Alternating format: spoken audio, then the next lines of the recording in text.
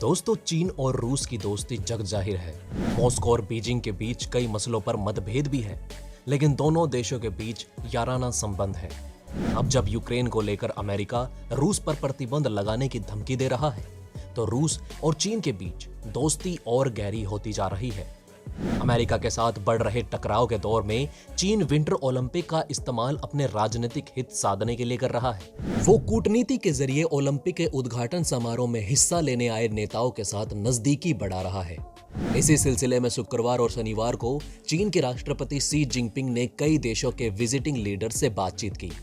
राष्ट्रपति जिनपिंग 4 फरवरी को ज्यादा समय रूसी राष्ट्रपति व्लादिमीर पुतिन के साथ रहे और उनसे यूक्रेन और ताइवान मसले पर विस्तार से बातचीत की। इस बातचीत के दौरान कई बातें सामने आई हैं, जिनमें से कुछ इतनी हैरान करने वाली हैं कि इससे अंदाजा लगाया जा रहा है कि दुनिया में एक बार फिर शीत युद्ध का आगाज हो सकता है। तो चलिए दोस्तों, आपको बताते हैं कि चाइना में ओलंपिक के नाम पर कैसी राजनीति खेली जा रही है।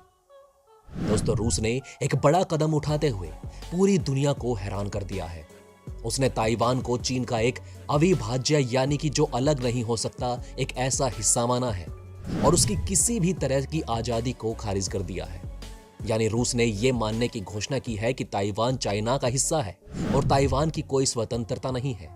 ये एक ऐसा फैसला है जिसके बारे में अमेरिका के साथ दूसरे पश्चिमी देशों ने उम्मीद नहीं की होगी। ताइवान को चीन का हिस्सा मानने के रूस के इस कदम की जानकारी 4 फरवरी को रूस चीन की संयुक्त घोषणा में सामने आई है। बयान में कहा गया कि रूसी पक्ष ने वन चाइना प्रिंसिपल के लिए अपने समर्थन की पुष्टि की है। ताइवान चीन का एक अविभाज्य हिस्सा है और हर तरीके से वो ताइवान की स्वतंत्रता का विरोध करता है।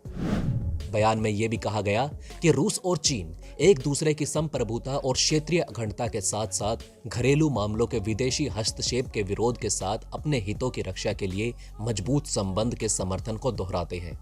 इस लंबे चौड़े संयुक्त बयान में चीन ने हांगकांग में हुए दंगे और ताइवान का अपनी आजादी के लिए आवाज उठाने जैसे मुद्दों के लिए अमेरिका को ही दोषी ठहरा दिया, जबकि रूस ने आरोप लगाया कि अमेरिका ठीक इसी तरह से यूक्रेन में भी अस्थिरता पैदा करना चाहता है।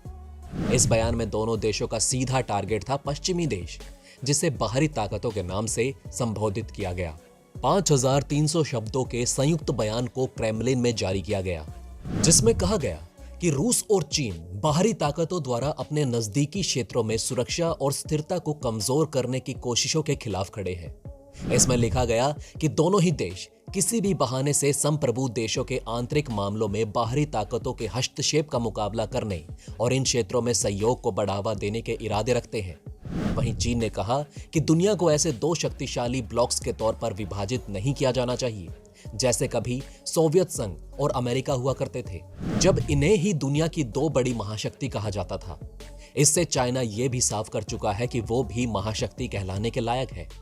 चीन और रूस ने परस्पर हितों के मामले में एक दूसरे का साथ देने का इरादा किया है। संयुक्त बयान जारी कर असीमित सहयोग की बात कही गई।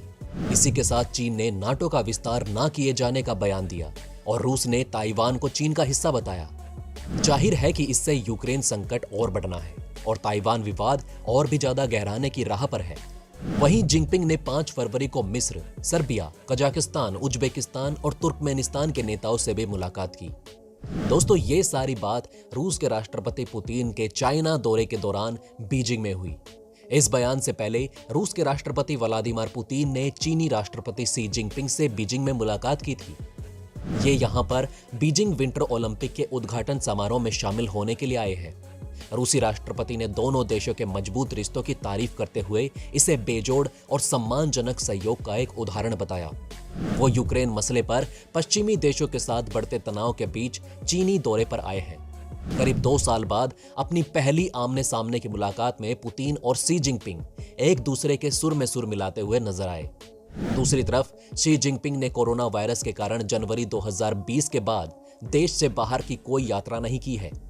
जिनपिंग ने उद्घाटन समारोह में शामिल हुए देशों से मुलाकात बीजिंग के great hall of the people में की है, जो खास मुलाकातों के लिए ही जाना जाता है। इसके जरिए चीन ने इन देशों को खास महत्व देने का संदेश दिया। 2 साल से जारी कोविड महामारी के बीच जिनपिंग पहली बार अंतर्राष्ट्रीय नेताओं से मिले। इस मौके पर जिनपिंग ने उन सभी सरकार, लोग और इंटरनेशनल ऑर्गेनाइजेशंस का शुक्रिया अदा किया जिन्होंने विंटर ओलंपिक में सहयोग दिया। उन्होंने कहा, चीन हर संभव तरीके से कोविड महामारी से दुनिया में उपजे दुष्प्रभाव को दूर करने के लिए प्रयास करेगा। विंटर ओलंपिक खेलों के उद्घाटन समारोह में 30 से ज्यादा देशों के नेता शामिल हुए, जबकि भारत, अमेरिका, ब्रिटेन, कनाडा और कुछ बाकी पश्चिमी देशों ने अलग अलग कारणों से इन खेलों का राजनयिक बहिष्कार किया। समारोह में सऊदी अरब के क्राउन प्रिंस, मिस्र और पोलैंड के राष्ट्रपति का आना खास तौर पर चर्चा का विषय रहा। सऊदी अरब और मिस्र को अमेरिका का खास सहयोगी माना जाता है, जबकि पोलैंड नाटो का सदस्य देश होने के साथ यूक्रेन विवाद से भी जुड़ा हुआ है। कुछ अन्य देशों के नेताओं के साथ चीन के प्रधानमंत्री ली कचियांग ने भी मुलाकात की और दोनों देशों के मामलों में उन्हें चीन के सहयोग का भरोसा दिया। अब रूस और चीन को लगता है कि मौजूदा जियोपॉलिटिकल हालात उन्हें अमेरिका और अंतर्राष्ट्रीय व्यवस्था के पश्चिमी अधिकार को कमजोर करने और अपने स्वयं के हितों के हिसाब से फिर से आकार देने का अवसर प्रदान करता है। वहीं अगर यूक्रेन में रूस और ताइवान में चीन अपने मूल हितों पर जोर देने में सफल हो जाते हैं, तो भारत और अमेरिका की विश्वसनीयता गंभीर रूप से कम हो जाएगी। क्वाड जैसे ग्रुप पर भी सवाल उठेंगे। ऐसे में भारत को चीन के अधिकार वाले एशिया को सच्चाई बनने से रोकने के लिए कई और तरीकों के बारे में भी सोचना पड़ सकता है। दोस्तों, आपको बता दें कि चीन जहां विश्व में तीसरा सबसे बड़ा गैस सप्लायर देश है, तो वहीं वो सबसे बड़ा एनर्जी कंज्यूमर भी है। वहीं रूस एक बड़ा हाइड्रोकार्बन एक्सपोर्टर भी है। पुतिन ने चीन के हेड ऑफ स्टेट से उनके देश को इसकी सप्लाई करने की बात कही है। समझौते के तहत रूस हर साल चीन को करीब 10 बिलियन क्यूबिक मीटर गैस की सप्लाई करेगा। यह सप्लाई रूस के ईस्ट से की जाएगी। रूस इस सप्लाई को साइबेरिया गैस पाइपलाइन से करेगा। इसकी शुरुआत साल 2019 में की गई थी। पिछले साल ही रूस ने चीन को 16.5 बिलियन क्यूबिक मीटर गैस की सप्लाई चीन को की थी। इसमें से करीब 10 बिलियन क्यूबिक मीटर से ज्यादा गैस सिर्फ साइबेरिया गैस पाइपलाइन से ही की गई थी।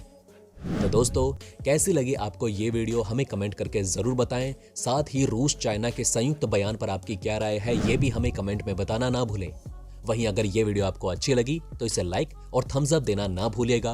और अगर आपने अभी तक हमारे चैनल को सब्सक्राइब नहीं किया है तो जाते जाते हमारे चैनल को सब्सक्राइब जरूर करें। अपना ध्यान रखें, खुश रहें। जय हिंद।